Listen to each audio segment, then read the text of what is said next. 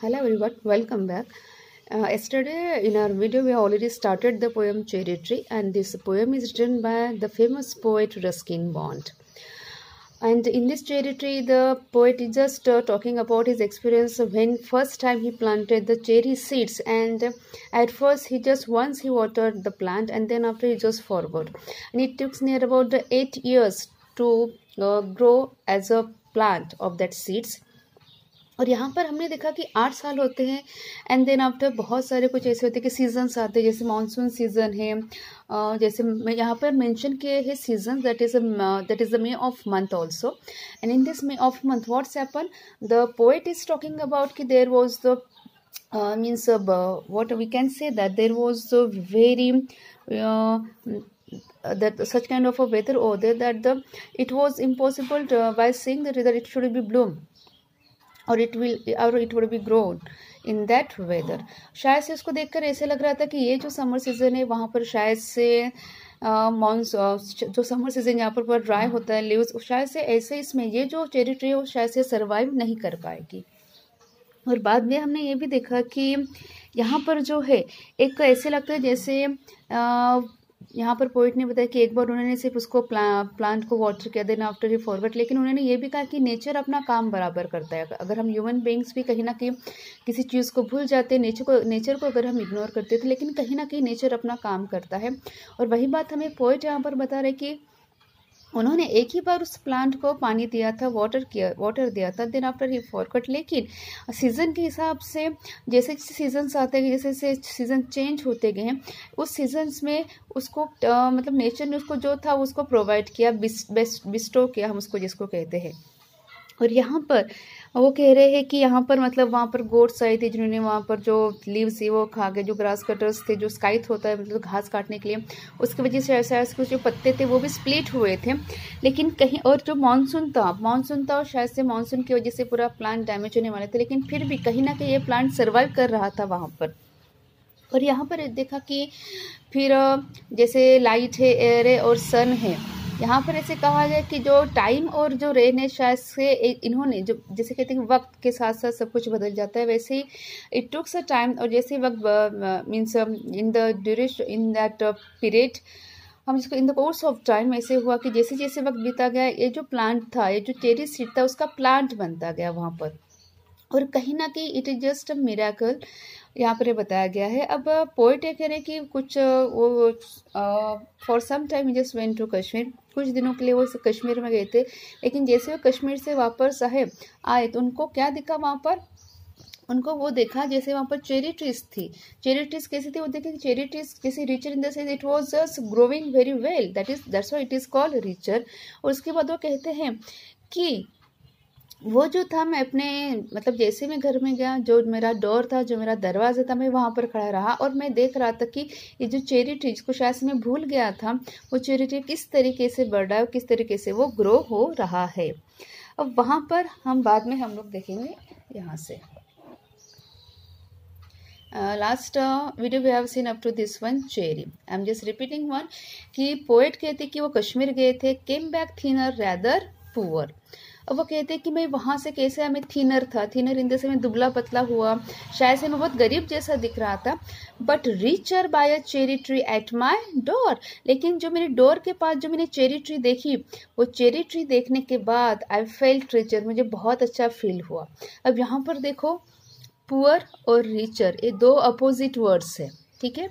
और जब एक ही सेंटेंस में दो अपोजिट वर्ड्स आते हैं या फिर दो मतलब लाइंस में अगर दो अपोजिट वर्ड्स आते हैं, उसको हम कहते हैं एंटीथेसिस. एंटी, ANTI, एंटी का मतलब होता है अपोजिट, एंड THESIS, थेसिस का मतलब होता है आइडिया.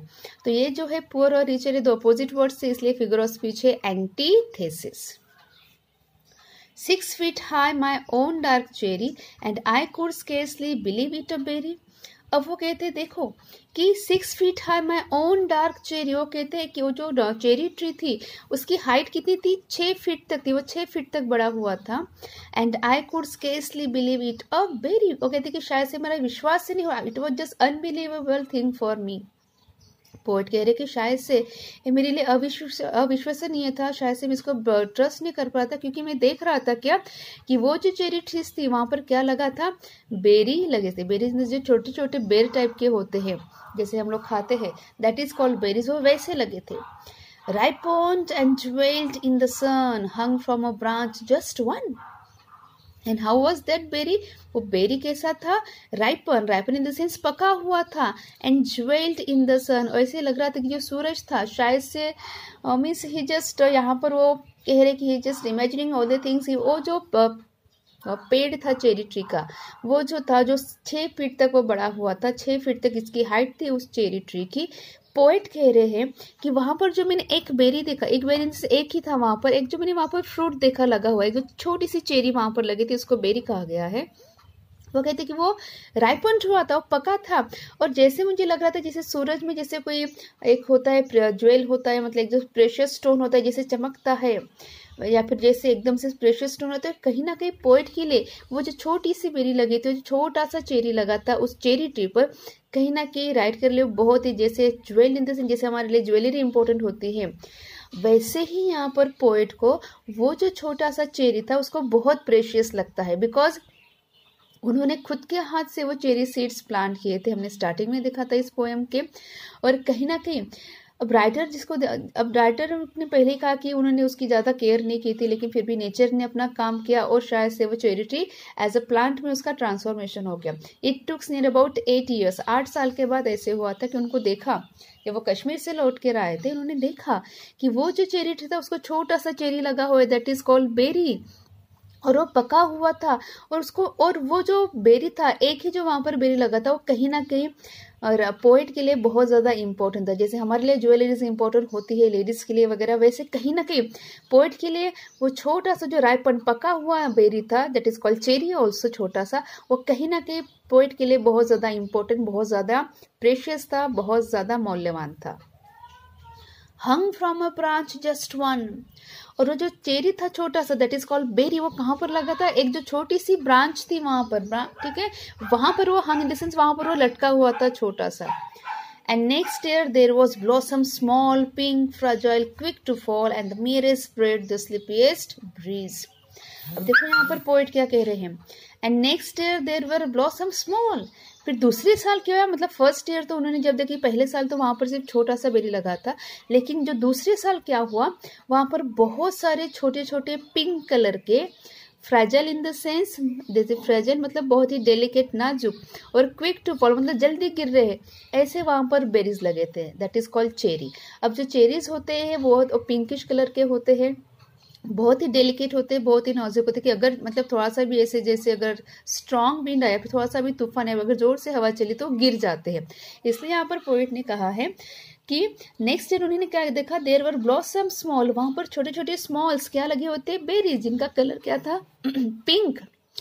फ्रेजाइल मतलब जो बहुत ही डेलिकेट थे, बहुत ही नाजुक थे। क्विक टू फॉल मतलब जल्दी गिरने वाले थे। At the merest breathe the slippiest breeze, और ये जो था, ये जो जिसको कहा गया चेरी, जो छोटे छोटे चेरीज, बाद में दूसरे साल राइटर को बहुत सारे उस चेरी ट्रीज के ऊपर छोटे छोटे बेरीज लगे हुए देखे, वो पिंक कलर के थे और बहुत ही डेलिकेट थे, बहुत ही नाजुक थे, बहुत ही फ्रेजाइल थे। और शायद से ऐसा कहा जाता है, पोएट हमें कह कि अगर थोड़ा सा भी अगर हवा बहती थी, एंड स्लीपीएस्ट ब्रीज, देखो स्लीपीएस्ट ब्रीज इन द सेंस हवा का झोंका, अगर थोड़ा सा भी हवा का झोंका वहां से आता, तो ये जो पिंक और फ्रेजाइल थी चेरीज, वो क्या होती थी, क्विक टू फॉलो, जल्दी नीचे गिर जाती थी। अब देखो यहाँ पर कहा गया एक जो है स्लीपीएस्ट ब्रीज, ब्रीज मतलब हवा का झोंका। अब हवा का झोंका कभी सोता नहीं, यहाँ पर स्लीप कहा गया है, तो कहीं ना कहीं ये जो ब्रीज है उसको ह्यूमन क्वालिटी दी गई है सोने की, इसलिए ये फिगर ऑफ स्पीच है पर्सोनिफिकेशन।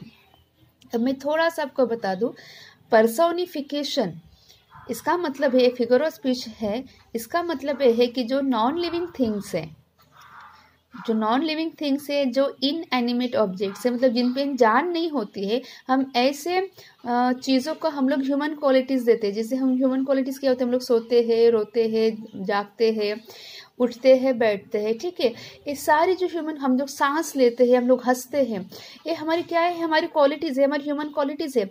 जब नॉन लिविंग थिंग्स को या फिर इनएनिमेट ऑब्जेक्ट से जब हम इन सारे नॉन लिविंग थिंग्स को, इनएनिमेट ऑब्जेक्ट्स को जब हम एक पर्सन की क्वालिटीज बताते हैं उसको कहा जाता है पर्सोनिफिकेशन। अब देखो यहाँ पर जो ब्रीज मतलब हवा का झोंका, स्लीप इन द सेंस सोना। अब हवा का झोंका कभी सोता नहीं थे, सोते कौन है? हम लोग इंसान सोते हैं, इसलिए ये फिगर ऑफ स्पीच है personification. I lay on the grass at ease, looking up through leaves at the blue blind sky. अब देखो क्या कह रहे हैं, I lay on the grass at ease। तो हमने देखा था कि ये जो था मतलब ये जो पोएट ने ये जो सीड लगाए थे, हमने देखा था इस सीड कहाँ पर लगे, जो घास थे, घास के बीच में उन्होंने वो सीड लगाए थे और वो सीड कब क्या हुआ था? प्लांट हुआ था, ट्री हुआ था। अब पोएट कह रहे हैं कि मैं जो घास थी, जो ग्रास था, मैं उसके ऊपर आराम से, इसका मतलब होता है आराम से मैं वहां पर सो गया, ऐसे लेट गया। Looking up through leaves at the blue blind sky. और कह रहे थे कि जैसे ट्रीज है यहाँ पर और नीचे सोए हुए हैं, वो कह रहे कि मैं नीचे सोते हुए जो मतलब जो चेरी ट्रीज था, उस चेरी ट्रीज के नीचे मैं सो गया, लेट गया ऐसे, और मैं ऊपर देख रहा था। अब जो चेरी ट्रीज थी उसके जो पत्ते थे हरे हरे, ग्रीन लीव्स थे, जो हरे हरे पत्ते थे, मैं वहां से मुझे क्या दिख रहा था?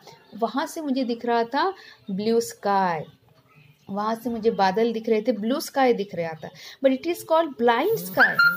स्काई कभी ब्लाइंड नहीं होता है, but it is a blue blind sky. मतलब पोएट कह रहे कि शायद से मैं वहां का colour means I was unable to distinguish the colour, मैं शायद से उस कलर को डिस्टिंग्विश नहीं कर पाता, because I could only see the green leaves, I could only see the small cherry that was blossoming on that tree. Poet कह रहे, मैं रिपीट कर रही हूँ वर्ड सेंटेंस को, कि पोएट कह रहे हैं कि मैं एक बार क्या हुआ, ऐसे ही नीचे सो गया घास के ऊपर, जहाँ पर चेरी ट्रीज लगी हुई थी उसके नीचे जो घास बड़ी हुई थी, मैं वहां पर सो गया बड़े आराम से।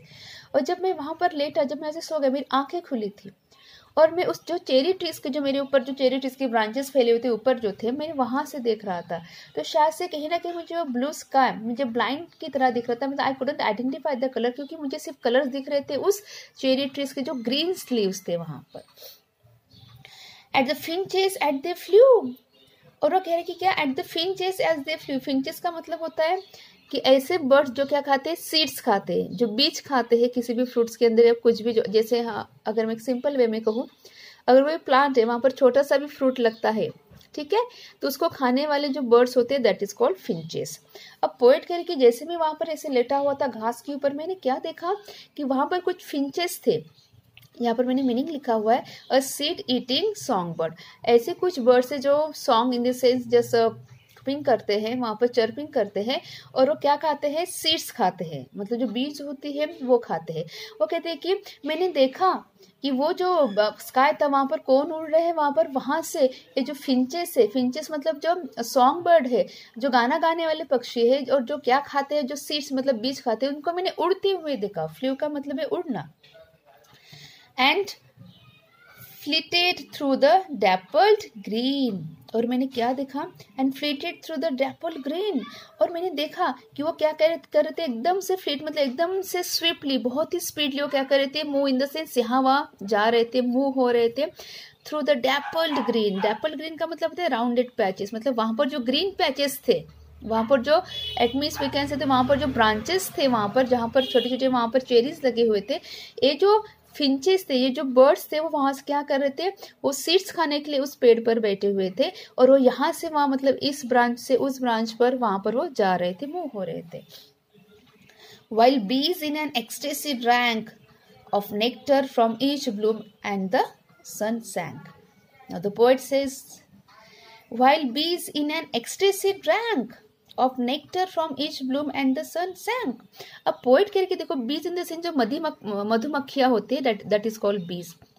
अब हमें पता है कि मधुमक्खियां क्या करती है, जो फ्लावर होता है तो वहाँ के क्या करते हैं, वहाँ पर जो सेंट्रल पोर्शन होता है फ्लावर का, वहाँ पर जाकर वो क्या, वो सक करते हैं उस लिक्विड को वो पीते हैं, और बाद में जो उनका होता है बीज का जो होता है, वहाँ पर जाकर क्या करती है?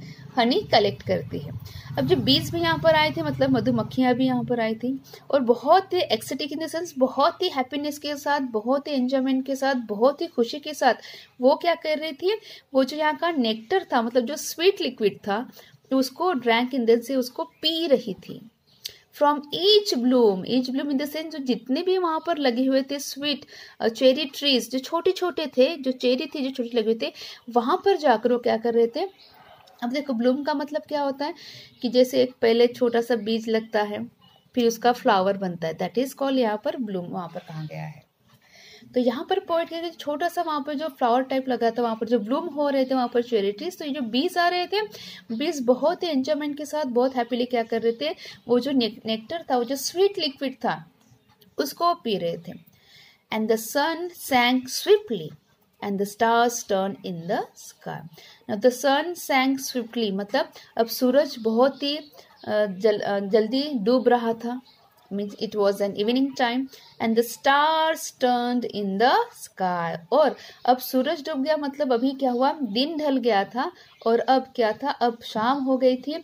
और अब क्या हुआ था, अब जो था जहाँ पर पहले स्काई में जहाँ पर हमें पहले सूरज दिख रहा था, अब हमें क्या दिखाई देते हैं, स्टार्स दिखाई देते हैं। And moon moths and singing crickets I, yes I praised night and stars and tree.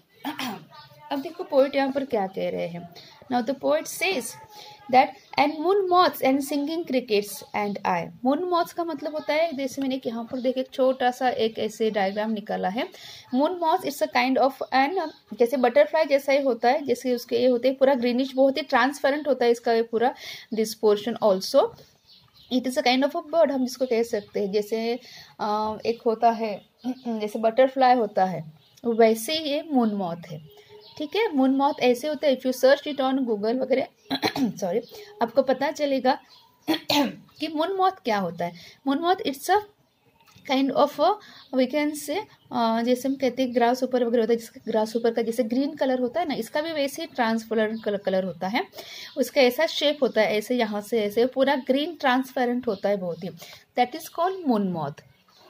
Now the poet says and moon moths and singing crickets, वो कहते हैं कि मैंने क्या देखा, मैंने मून मॉथ्स को देखा, मतलब moon moths in the sense कि ये जो बर्ड्स है जिसका मैंने अभी आपको पिक दिखाया है, पिक्चर दिखाया है, ये मून्स की तरफ ज़्यादा अट्रैक्ट होता है। ऐसे कहा जाता है कि इनको जो चंद्रमा है, जो चांद है, उनसे इनको एनर्जी मिलती है, इसलिए इसको कहा जाता है मून मॉथ्स। जैसे मैंने यहाँ पर मीनिंग भी लिखा है कि large pale green silk moth with the transparent eye spot on each wing and long tail. अब ये जो है मैं फिर से इसका मीनिंग बता दूं, मून मॉथ का मतलब है एक ऐसा बर्ड जिसको क्या होता है, एक लार्ज, इसका बहुत ही ग्रीन और सिल्क टाइप का मॉथ होता है, जिसके जो विंग्स होते हैं वहां पर बहुत ऐसे आई स्पॉट होते हैं, जैसे हमारी आंखों का कैसे होता है शेप, वैसे स्पॉट होते हैं उसके विंग्स के ऊपर, उसके टेल के ऊपर। अब ये जो मून मॉथ है, इसको मून मॉथ इसलिए कहा जाता है बिकॉज ये जो है शायद से कहा जाता है इसको चंद्रमा से, चांद से इसको एनर्जी मिलती है, इसलिए इसको मून मॉथ कहा जाता है और शाम को ये दिखते हैं। तो पोएट कह रहे हैं कि मैंने वहाँ पर मून मॉथ्स देखे एंड सिंगिंग क्रिकेट्स, क्रिकेट्स का मतलब है यहाँ पर छोटे जो बर्ड्स होते हैं वो जैसे आवाज़ करते हैं इस टाइप की, वो कहते हैं कि मैंने जो क्रिकेट्स मतलब जो छोटे छोटे बर्ड्स थे, जो छोटे छोटे बहुत कीड़े थे, हम जिसको कीड़े कह सकते हैं, मैंने उनको गाना गाते हुए देखा है। अब एक्चुअली वो गाना नहीं गा रहे थे, they were just humming, that's why it is called singing.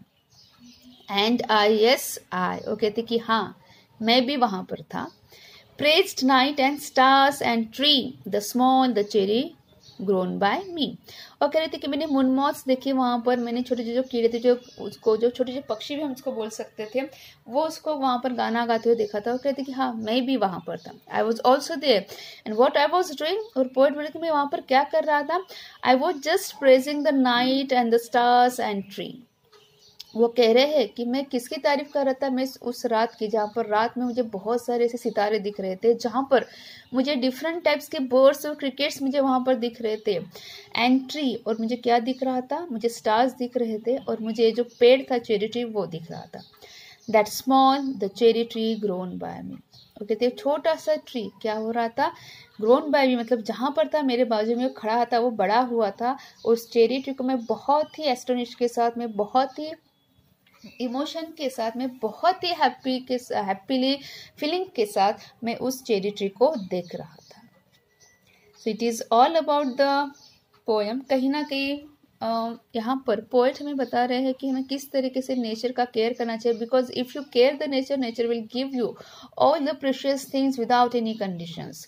इसलिए कहीं ना कहीं ये जो पोएम है जो रस्किन बॉन्ड ने लिखी है, तो पोएट हमें यही सजेस्ट करना चाहते हैं कि यही हमें कन्वे करना चाहते हैं इस पोएट के पोएम के थ्रू कि you should take care of nature. Because अगर हम नेचर के अगेंस्ट में जाएंगे तो कहीं ना कहीं नेचर जो है अपना अगली फेस हमें दिखाएगा। And nowadays we can see how the nature is showing its ugly face by the floods and by such kind of we can say the feminine also. तो कहीं ना कहीं हमें इस चीज़ को सीखना है।